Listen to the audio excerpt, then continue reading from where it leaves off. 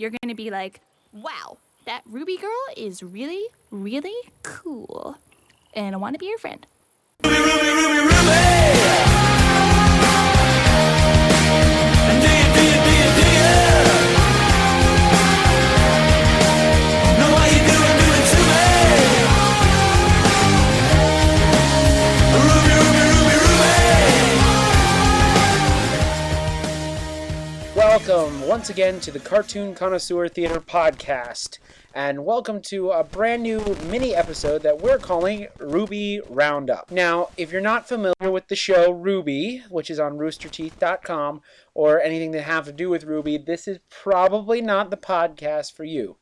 What we're going to be doing is we're going to be going over basically my reaction to each episode as it comes out. Through Volume 3 and probably beyond. We'll probably have even more to say depending on how well this podcast actually does. Just a few things about it. If you want to know more about RWBY, if you want to know why I like RWBY and why I'm doing this podcast, we did a whole episode dedicated to RWBY. I will put a link in the description below, and feel free to go watch that and then get introduced. But what we're going to be doing is we're going to be going over each episode by episode. I'm going to be giving you a very short synopsis, very Reader's Digest version of the episode. I will probably be spoiling things as well. So, if you don't want to be spoiled, you should probably watch the episode first, then listen to this commentary about it, okay? So, with this introduction out of the way, I think it's time to go into our first episode, which is entitled Round 1. This is episode 1 of Volume 3. Alright, so we're going to start off with the introduction to this episode. So to set this all up, basically it's RWBY, and she's sitting on top of a hill. This is the same hill that you see in the Red trailer back before even Season 1 began. You saw her on a hill, snow-capped hill, and you saw a gravestone, which we found out later that was her mom's gravestone. This is a different season. It looks to be maybe fallish, maybe? I'm not really sure exactly what season it is, but possibly it could be fall. It is dawn. It's early in the morning, and she's just standing there talking to her mother. Now, this is an introduction to basically everything that's been happening thus far. I think of this as the first page of a comic book in a way. This is basically just kind of catching you up. I also think in a way it's kind of bringing new people who have never watched the show before. It's kind of giving them a jumping off point. So they don't necessarily have to go back to the other seasons and watch them. They can just kind of listen to RWBY's kind of breakdown of what's going on so far. I really, really enjoyed this scene for several different reasons. First of all, I like anytime a character gives you the previously on kind of rundown. I kind of like that when they do it in character as well, because it kind of gives you their perspective on what's going on, what's happening, and gives you something unique about it. And that's what I kind of like about this, is you get to see RWBY's you get to see kind of where RWBY is and what she's thinking about, and all that stuff before this all starts up. So I was really, really interested to see this beginning, and I also kind of liked, the other reason I like this introduction is because it is a beautiful looking introduction. I thought that this looked amazing. The artwork, the lighting, the little gust of wind that breezed over a little bit every once and again was an amazing look to that introduction, and it really brought it basically said to the audience, listen, we're upping our game again. Every season of RWBY thus far has upped their game artistically, aesthetic wise, And this is basically showing the audience we've upped our game again. And I really, really, really enjoyed this introduction by RWBY, and it gets me excited to what goes next. Now, this is a very quiet, very somber kind of introduction as well. The only thing I didn't like about it was the fact that they showed her father, but her father never spoke. He didn't ever say anything. So, that was kind of a bummer, but, it is what it is. Hopefully one of these days we'll actually see her father in action. Who knows? Maybe this season we will. We'll see. So, after the introduction by RWBY, we go into the Vital Festival tournament.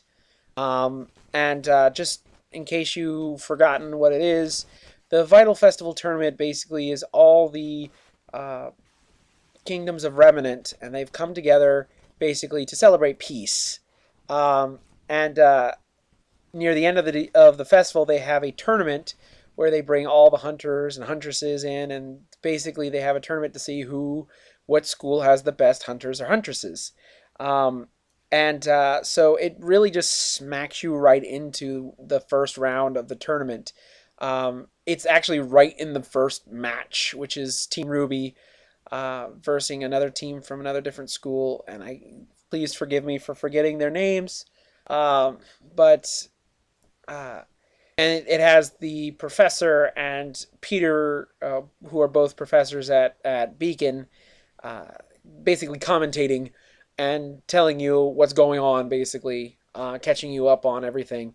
The tournament itself, I really kind of like how this is set up. And just to recap how this tournament is set up, basically, the tournament is set up that it's 3 different rounds. The first round is kind of a 4-on-4 matches. So all the teams of hunters and huntresses basically fight out. And whoever wins that round goes on to round 2. Now, round 2 is a little different because round 2, what they do is they take 2 people from that team to represent them.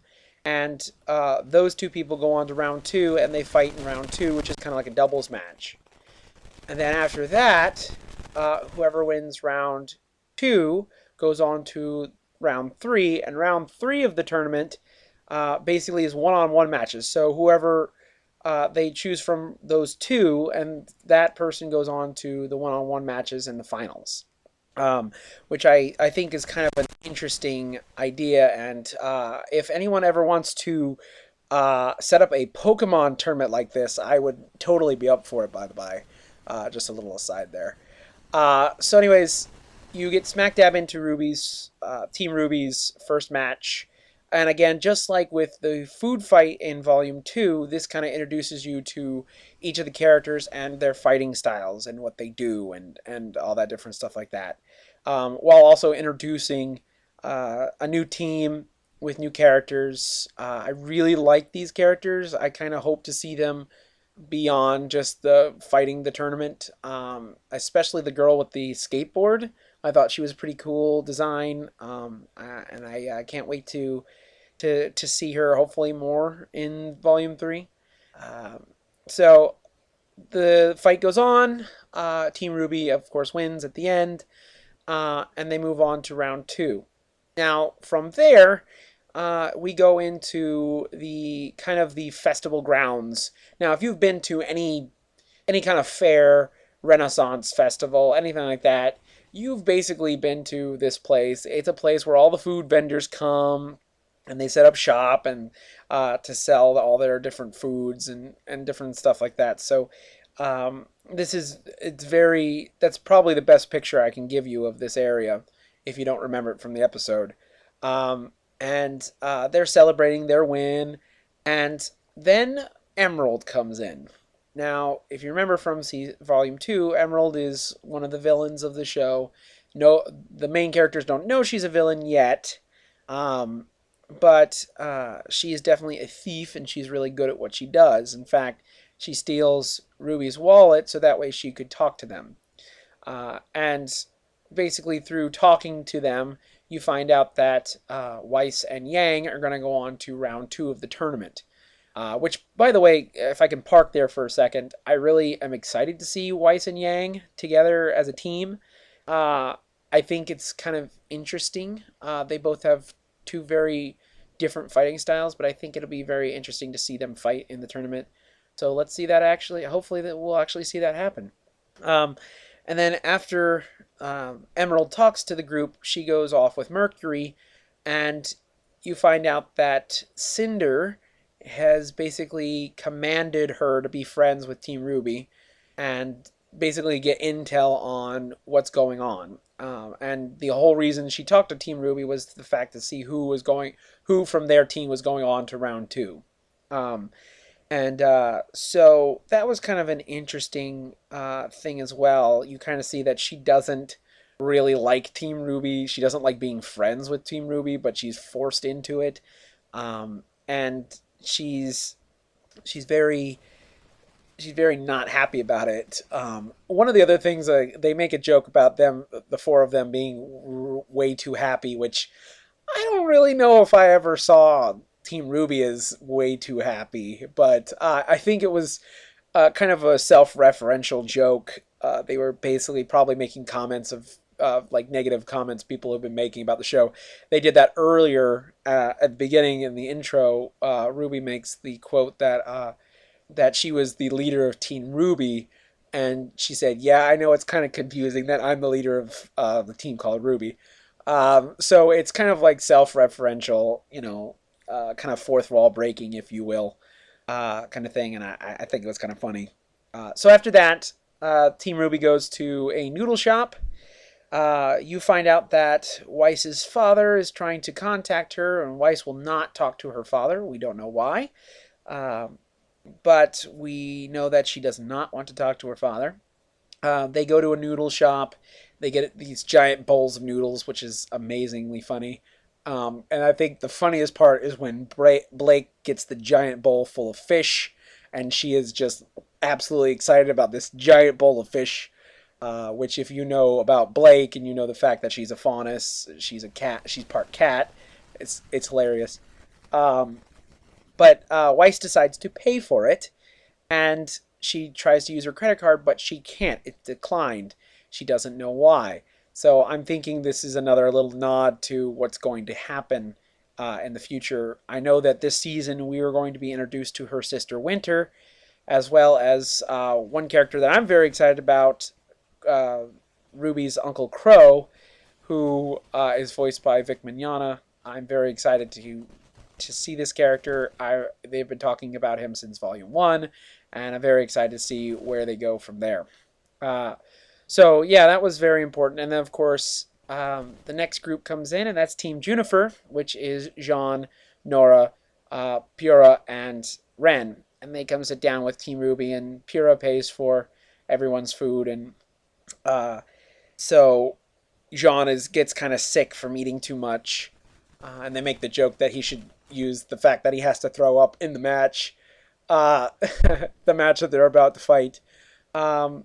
So I think that this is kind of a great introduction to their team, and the fact that they're all kind of nervous about this fight, especially Nora, who has. By the way, let me take a quick another aside here.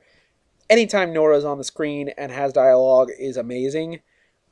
She steals any scene that she's in, and this scene is no exception. You can definitely tell that she's a little nervous about their first fight in the tournament, and it's just this long-winded, just wonderful. You just sat there and was like, "I love you, Nora. Come on, you're absolutely amazing." So yeah. It's a great setup for this. And then, of course, we get to the start of their match. We see that Yang kind of looks back at Emerald and Mercury as they walk off in a different direction from the other team. And so they sit down, and Cinder comes in with her new costume, which is kind of interesting. You also see that their team has won round 1, and they're going on to round 2. And I do like the fact that she gets into the big bag of popcorn, grabs a kernel, and then heats up the kernel and turns it into popcorn herself, which I thought was both kind of funny and also kind of just basically telling the audience this is what she can do.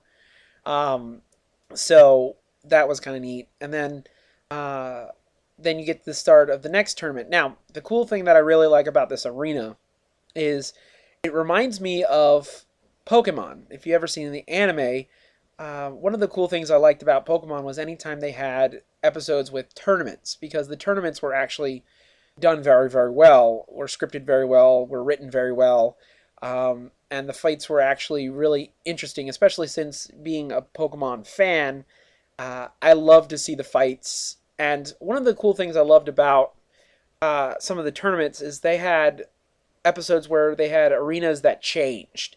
Like the terrain would change. I kind of liked that. That was kind of interesting because it kind of threw, you never knew what you were going to get. With this episode of RWBY, you actually get to see that as well. You find out that the terrain changes depending on the match. It's random. In Team RWBY's match, there was a lava and half ice area, which was really kind of interesting because Yang had a hard time getting some footing when she was on the ice ground, which kind of made her a little vulnerable at times because she had to have good footing to fight because she's hand to hand. But it was kind of neat to see that. And now going back, going for later on in the episode, you get to see that Team Juniper is going to have a forest and a mountainous kind of area to fight in. Now, obviously, the episode ends with the fight right about to begin, and which is also, I screamed out, "Oh, come on!" It was one of those, "Oh, come on, guys!" kind of moments. But it was kind of neat to see them start their fight, and now I'm ready and excited for the next episode. So, as a whole, I really, really like this episode. It's an introduction episode. There's really not a whole lot of meat to this episode. You are introducing people to what is going on. So there's a little things here and there to get you excited, and that's what this episode does. It gets you excited. Is it my favorite episode of all times? No, it is not. But it is a good episode, and it's a good introduction to what is going to come soon, and it gets you excited, and that's what this episode was really good at, and I really, really did enjoy it. Again, I want to reiterate the fact that the artwork is very, very much improved over the last 2 seasons. I really, really enjoyed it. It looked a little bit more vibrant than previous seasons, a little more colorful, if that makes any sense. Not that previous seasons haven't been colorful, it's just this season seems to be a little bit more, like, amped up the color a little bit more. So I did really enjoy it. So I'm very, very excited to see what else comes out of Volume 3, and I hope you guys will continue following us as we continue doing episodes of RWBY Roundup. So thank you so much again for joining us here. I'm not going to do the traditional ending, so if you'd like to follow us, please go to thearcadearchives.com or ZowieKerpowie.com. Those are the Arcade Archives Network websites. You can follow me there on either one. You can also follow me on Twitter at TailsFTGameGrid. Again, that's at TailsFTGameGrid.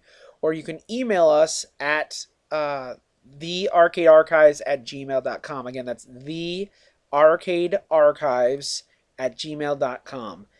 Please let us know what you think. If you are listening to this, please make sure, and you're on the site already, please make sure to comment. Let us know what you thought of the episode. And let us know what you're excited about in future episodes. Don't also forget, you can also find us on Facebook. Arcade81 is the Arcade Archives Network, and Tales, Facebook.com/Tales from the Game Grid, all one word. That is also where you can find us, okay? Well, thank you very much again for joining us for this RWBY Roundup, and hope to hear from you again. And like we always say, don't forget to play like it's 1981. RWBY, RWBY, RWBY!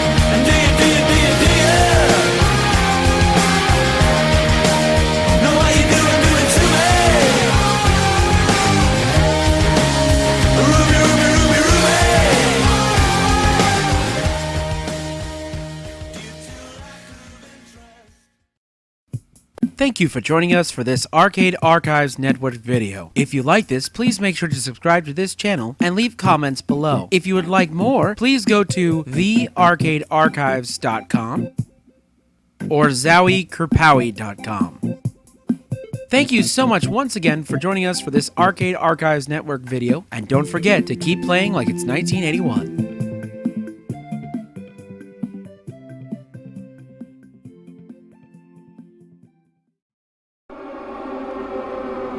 Message from headquarters. This is a Rebellion production and is part of the Arcade Archives Network. That is all.